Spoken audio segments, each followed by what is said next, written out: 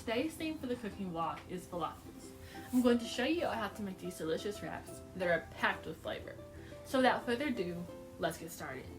The main ingredients for this dish are chickpeas, garlic, parsley, cilantro, and a range of spices like cumin, dill weed, and coriander.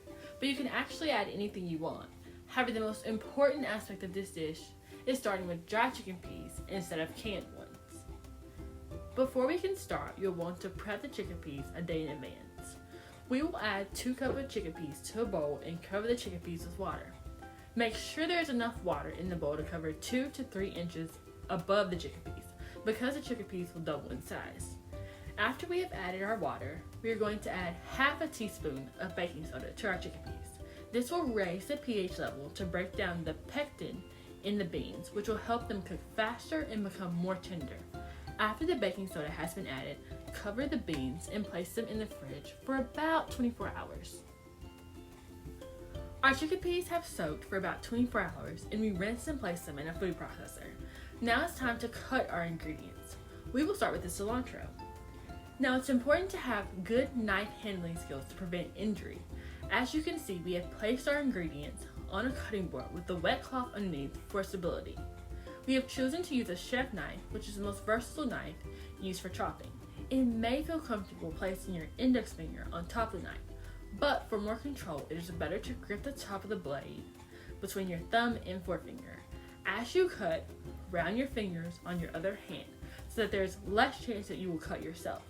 Once you finish the cilantro, finish roughly chopping your parsley and onion and add to the blender. Now that all your ingredients are in the processor, add your garlic and the rest of your spices to the processor.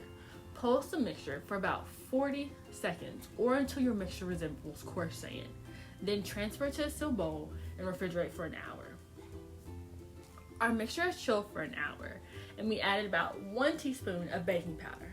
Take about a spoonful of the mixture and form the falafels into small balls.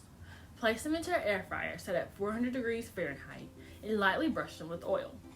The air fryer will use convection, which is a method that circulates hot air very quickly around the surface of the food, which will make the outside crisp and golden. Cook the falafels for around 15 minutes in 5-minute intervals or until your desired doneness.